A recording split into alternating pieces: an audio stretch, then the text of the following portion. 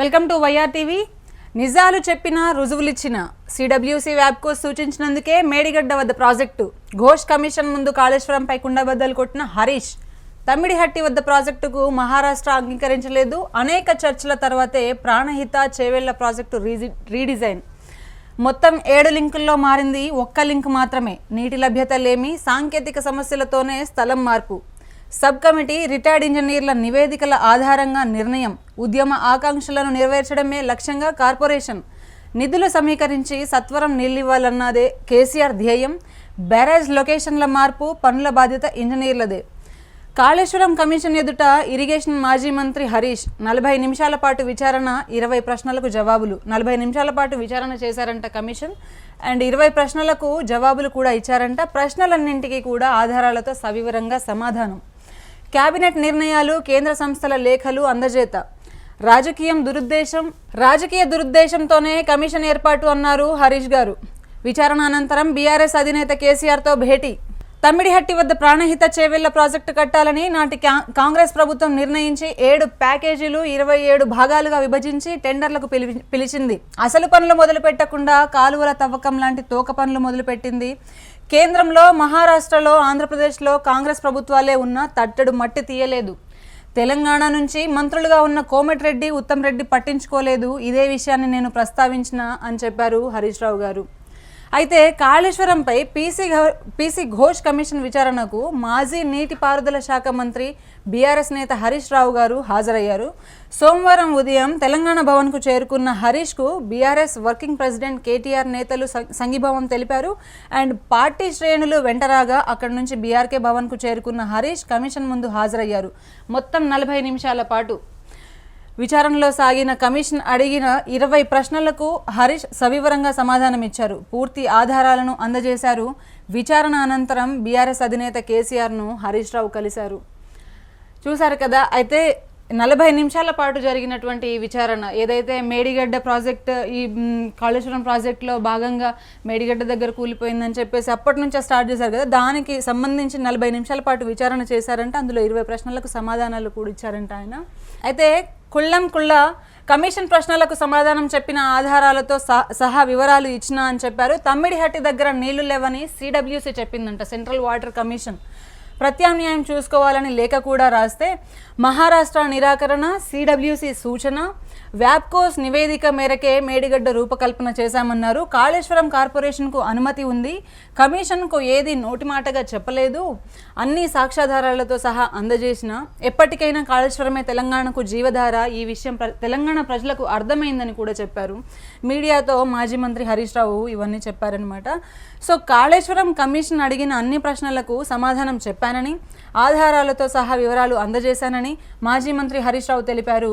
Kaleshwaram commission ముందు సోమవారం హాజరైన మాజీ ఇరిగేషన్ శాఖ మంత్రి హరీష్ రావు విచారణకు హాజరయ్యారు. దాదాపు 40 నిమిషాల పాటు హరీష్ రావును కమిషన్ ప్రశ్నించింది. అనంతరం ఆయన బీఆర్కే భవన్ దగ్గర మీడియాతో మాట్లాడుతూ తమ్మిడిహట్టి నుండి మేడిగడ్డ బ్యారేజ్కు ఎందుకు మార్చారని మొదట అడిగారని అనే దానిపై చాలాసేపు డిస్కషన్ జరిగిందని అన్నారు. అయితే దానికి సమాధానంగా కొత్తగా ఏర్పడిన తెలంగాణ ప్రభుత్వం తమ్మిడిహట్టి దగ్గరే ప్రాజెక్టు కట్టడానికి అన్ని రకాల ప్రయత్నం చేశామని, అప్పటి మహారాష్ట్ర కాంగ్రెస్ ఇరిగేషన్ మంత్రి హసన్ ముష్రఫ్ను తెలంగాణ ప్రభుత్వం ఏర్పాటైన నెలకే వెళ్ళి కలిశామన్నారు. అప్పుడే కలిశారంట వీళ్ళు. అప్పుడు స్టార్టింగ్లో తెలంగాణ మనకు వచ్చింది కదా, అదే టైంలో వీళ్ళు మొట్టమొదటిగా తీసుకున్న ప్రాజెక్ట్ వచ్చేసి కాళేశ్వరం ప్రాజెక్టు.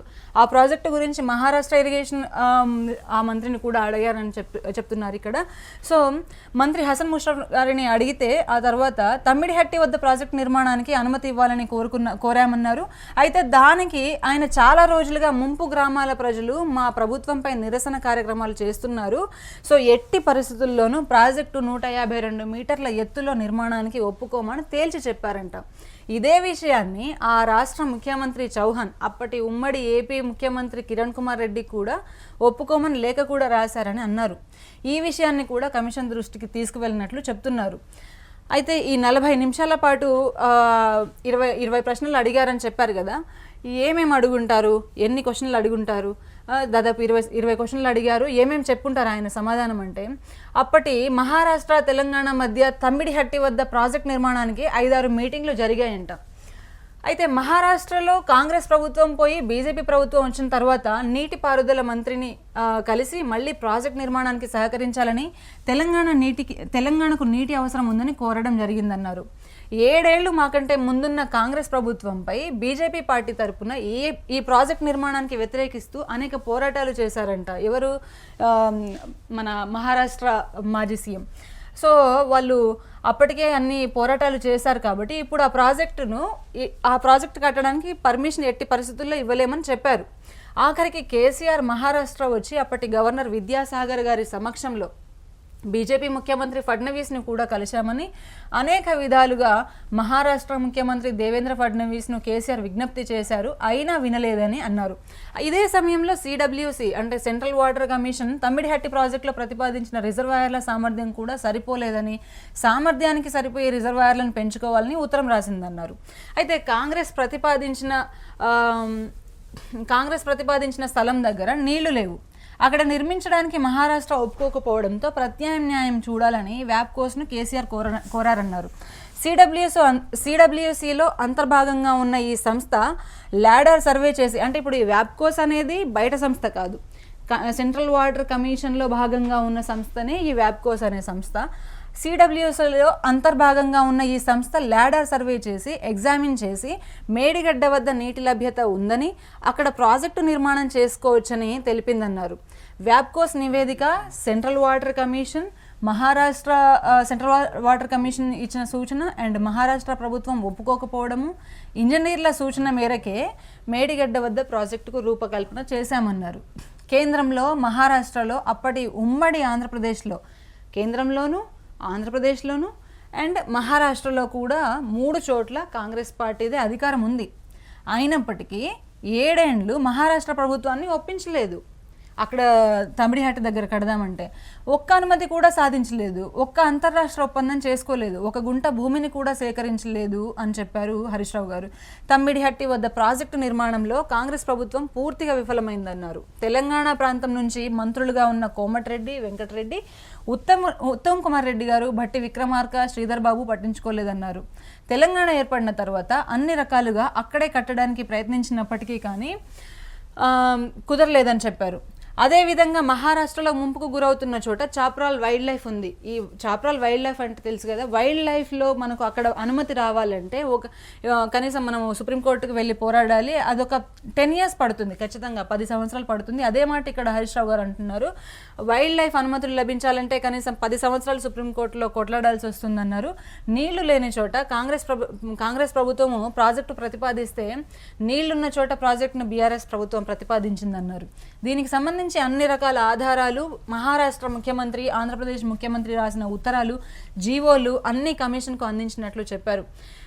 కాళేశ్వరం కార్పొరేషన్కు అనుమతి ఉందా అని అడిగారని, కాళేశ్వరం కమిషన్కు స్పష్టంగా అనుమతి ఉందని చెప్పినట్లు తెలిపారు. ఈ విషయాన్ని అన్ని ఆధారాలతో సమర్పించానన్నారు. అన్నారం, సుందిల్లా బ్యారేజీలు లొకేషన్ కూడా మార్పుల గురించి అడిగారని, అయితే అది పూర్తిగా టెక్నికల్ నిర్ణయం, ఇంజనీర్ల డీటెయిల్ సర్వే ఆధారంగా బ్యారేజ్ లొకేషన్ మారిందని ఇంజనీరింగ్ డిపార్ట్మెంట్ వాళ్ళు తీసుకున్న నిర్ణయం అని చెప్పారన్నారు.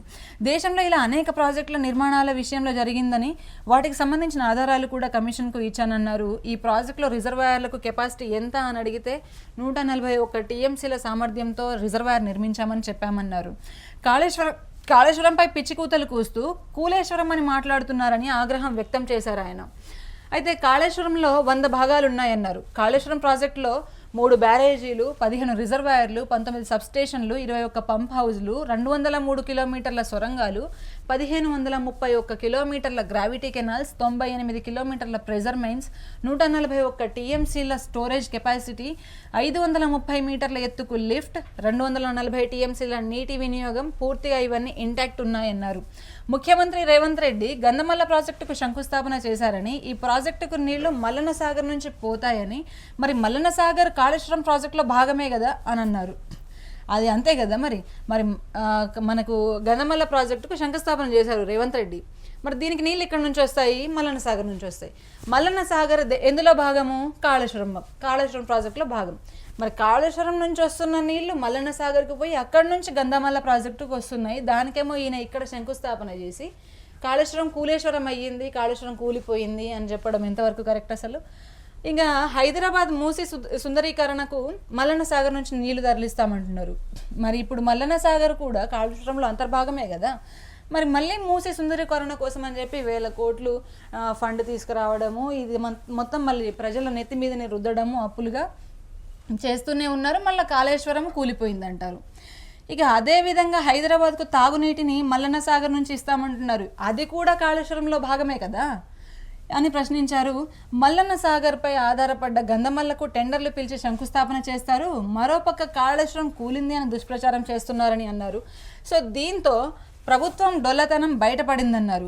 కాళేశ్వరమే ఎప్పటికైనా తెలంగాణకు జీవధార అని, ఈ విషయం తెలంగాణ ప్రజలకు అర్థమైందన్నారు. కాళేశ్వరం కమిషన్ ముందు ఏది నోటి మాటగా చెప్పలేదని, కేబినెట్ నిర్ణయాలు, వ్యాప్కోస్ రిపోర్టులు, సిడబ్ల్యూసి లేఖలు అన్ని సాక్ష్యాధారాలతో సహా అక్కడ ఇచ్చినట్లు అందజేసినట్లు హరీష్ రావు గారు తెలిపారు. సో ఇది కాళేశ్వరం విషయంలో మరి క్లీన్ చిట్ వచ్చినట్లే అని అనుకోవచ్చు మనం ఇప్పుడు. అయితే కాళేశ్వరానికి మాత్రం ఇప్పుడు క్లీన్ చిట్ వచ్చినట్లే. Cabinet, sub committee, expert, technical ఇవన్నీ ఇప్పుడు ఇవన్నీ ఉంటేనే కదా ఏదైనా. కానీ కాళేశ్వరం విషయంలో ఒక పార్టీని బ్లేమ్ చేయడమో లేదంటే ఒక వ్యక్తిని బ్లేమ్ చేయడమో, ఆ పార్టీలో ఉన్నటువంటి శ్రేణులను బ్లేమ్ చేయడమో ఎంతవరకు కరెక్ట్ అసలు? ఇప్పుడు ఒక ప్రాజెక్ట్ ఇస్తున్నాము అంటే ఆ కంపెనీకి ఇచ్చాము, ఎల్ఎన్టీ కంపెనీకి, మెగా కంపెనీకి, వాటికి ఇచ్చినప్పుడు కంపెనీల మీద కదా వీళ్ళు వేసుకోవాల్సిన కేసులైనా కానీ, వాళ్ళు అడగాల్సిన క్వశ్చన్స్ అయినా కానీ అప్పటి మంత్రులు, అప్పటి ప్రభుత్వాన్ని నిందించడం ఎంతవరకు కరెక్ట్ అసలు?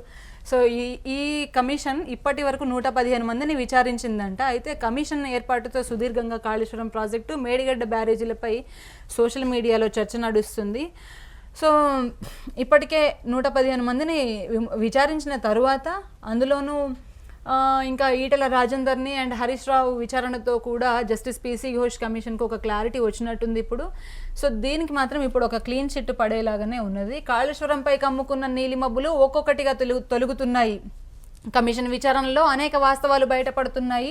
కేసీఆర్ తన ఇష్టానుసారంగా కాళేశ్వరం నిర్మించారన్న ఆరోపణలు నిజాలు కావని తేలిపోయింది. బీజేపీ ఎంపీ ఈటెల రాజేందర్, హరీష్ రావు విచారణతో కమిషన్కు సైతం క్లారిటీకి వచ్చినట్లు తెలుస్తోంది. వ్యాప్కోస్ నివేదిక, సెంట్రల్ వాటర్ కమిషన్ సూచన, మహారాష్ట్ర ప్రభుత్వం ఒప్పుకోకపోవడం, ఎక్స్పర్ట్స్ అండ్ టెక్నికల్ సూచన మేరకు మేడిగడ్డ వద్ద ప్రాజెక్ట్ నిర్మించినట్లు తేలింది. ఎక్కడా అవినీతి జరగలేదని స్పష్టమైంది. రేపు కేసీఆర్ విచారణతో మరింత క్లారిటీ వచ్చే అవకాశం ఉందన్న అభిప్రాయాలు వ్యక్తమవుతున్నాయి. 1,00,000 కోట్ల దాకా అవినీతి జరిగింది అని అంటున్నారు. కానీ కాళేశ్వరం ప్రాజెక్టు బడ్జెట్ ఎంత? 85,000 కోట్లు. మరి 1,00,000 కోట్ల అవినీతి ఎక్కడ జరిగిందో కానీ కాంగ్రెస్ ప్రభుత్వం దీన్ని కూడా నిరూపించాల్సి ఉన్నది. ప్రజలకు అర్థమైపోతుంది ఎవరు ఎక్కడ ఎలా తప్పులు చేస్తున్నారు, ఎందుకు ఇట్లా బయటకు ఇలా పోర్ట్రే చేస్తున్నారు అనేది అయితే అర్థమైపోతుంది.